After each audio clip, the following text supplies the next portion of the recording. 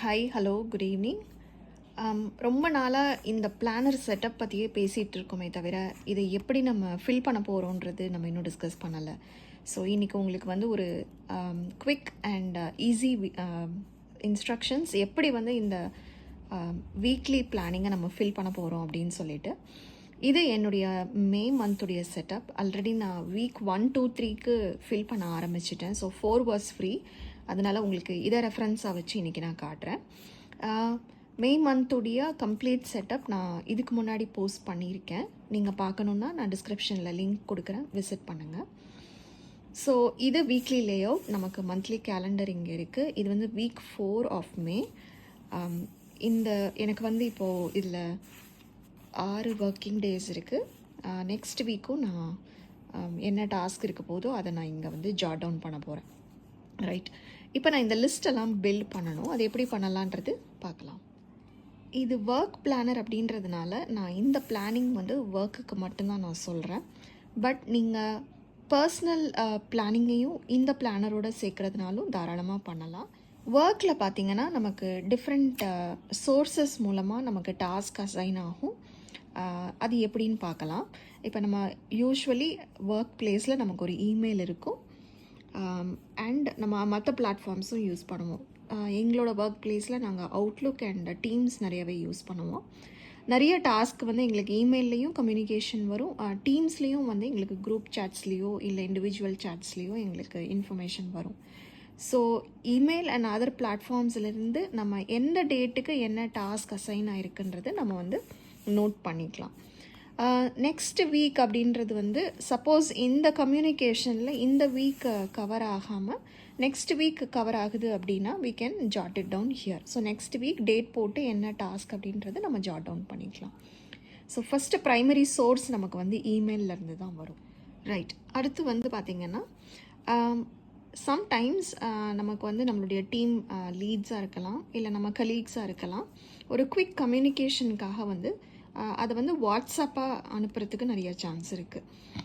சிலர் WhatsApp use பண்ணாதவங்க நமக்கு எஸ்எம்எஸ் கூட பண்ணுவாங்க. So the second place from where we have to collect our task could be from WhatsApp and SMS. So இது ரெண்டும் ப்ரைமரியாக நம்ம ஃபோனில் இருக்கக்கூடிய ஆப்ஸ் அதுலேருந்து நம்ம கலெக்ட் பண்ணுறோம்.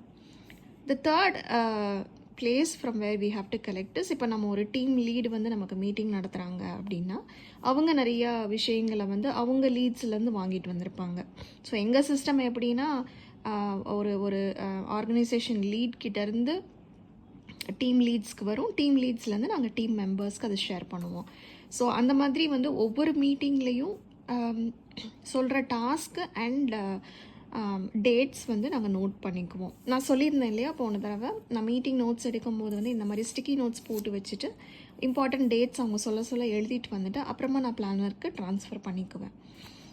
மோஸ்ட்லி வந்து பார்த்திங்கன்னா மீட்டிங் நோட்ஸ் வந்து எங்களுக்கு மறுபடியும் இமெயில் ஒரு அந்த மற்ற பிளாட்ஃபார்ம்ஸ்லேயும் போஸ்ட் பண்ணுவாங்க. பட் ஸ்டில் சில விஷயங்கள் வந்து மீட்டிங் நோட்ஸ்லேயே இருந்துரும். ஸோ மீட்டிங் நோட்ஸில் இருந்து கூட நமக்கு ஒவ்வொரு நாள் என்ன டாஸ்க் ஒரு ஈவெண்ட் வருதுன்றது நம்ம ஜாட் டவுன் பண்ணிக்கலாம். அடுத்தது வந்து நான் பர்சனலாக வந்து ஒரு டாபிக் வந்து நான் சர்வ் பண்ணிகிட்ருக்கேன். ஒரு இன்ட்ரெஸ்டிங்கான ஒரு ஈவெண்ட் வந்து அப்கமிங் இருக்குது, நான் அதில் வந்து போயிட்டு பார்ட்டிசிபேட் பண்ணலாம். Or there is a call for applications for a project. அந்த மாதிரி விஷயங்களெல்லாம் நம்ம இன்டர்நெட்டில் சர்வ் பண்ணும்போது நமக்கு நம்மளுடைய க்ரோத்துக்காக நம்ம பண்ண வேண்டிய சில விஷயங்கள் வந்து நம்ம சர்வ் பண்ணும்போது நமக்கு கிடைக்கும் அந்த இன்ஃபர்மேஷன். ஸோ அந்த இன்ஃபர்மேஷனையும் நம்ம வந்து நோட் பண்ணிக்கலாம். இன்ஃபேக்ட் உங்களுக்கு நம்பர் ஆஃப் டேட்ஸ் இருக்குது. அந்த ஒரு பர்டிகுலர் டாஸ்கில் வந்து சப்மிஷன் ஆஃப் அப்ளிகேஷனுக்கு நிறைய டேட்ஸ் இருக்குது. நீங்கள் அதை நோட் பண்ணணுன்னா ஒரே வீக்கில் பண்ண முடியாதுன்னா அஃப்கோர்ஸ் இன்னொரு ஸ்டிக்கி நோட் யூஸ் பண்ணிவிட்டு அந்த டேட்ஸை நோட் பண்ணிக்கோங்க. அப்புறமா நம்ம ஒவ்வொரு வீக்குக்கும் அதை ட்ரான்ஸ்ஃபர் பண்ணி நம்ம ஃபாலோ அப் பண்ணிக்கலாம்.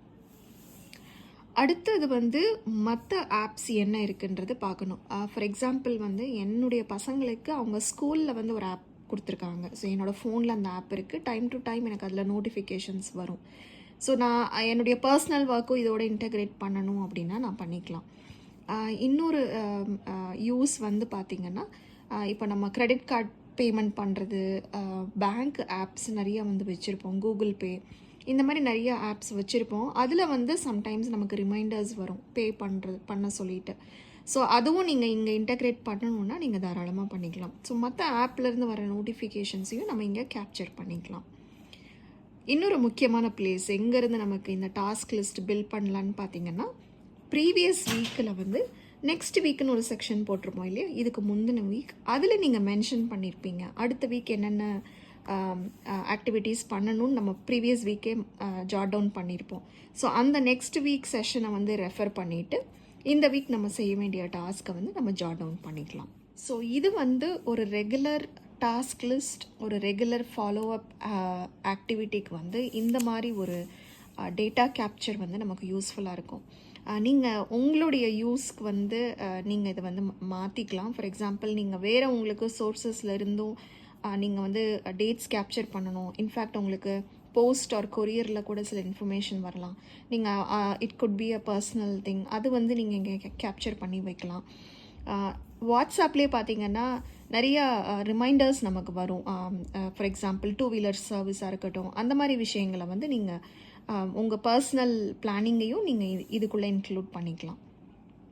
இல்லை நான் ஸ்ட்ரிக்ட்லி வந்து இது ஒர்க் பிளானிங்க்கு மட்டும்தான் யூஸ் பண்ணுறேன் அப்படின்னா, உங்களுக்கு அஃபிஷியல் கம்யூனிகேஷன்ஸ் எப்படியெல்லாம் வருமோ நீங்கள் அந்த லிஸ்ட்டை ஃபஸ்ட்டு ஜென்ரேட் பண்ணிவிட்டு, இப்போ நான் காட்டுற மாதிரி ஜென்ரேட் பண்ணிவிட்டு இந்த லிஸ்ட்லேருந்து நீங்கள் வந்து உங்களுடைய டாஸ்க் லிஸ்ட்டை வந்து பில்ட் பண்ண முடியும்.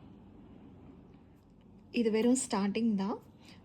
இதுக்கு மேலே இன்னும் நிறைய இருக்குது. ஃபார் எக்ஸாம்பிள் வந்து நம்ம ப்ராஜெக்ட் பிளானிங் பண்ணும்போது அங்கே சில டேட்ஸ் வந்து நம்ம லாஸ்ட் டேட்டாக வச்சுருப்போம். அந்த டேட்ஸை நம்ம ட்ரான்ஸ்ஃபர் பண்ணணும்.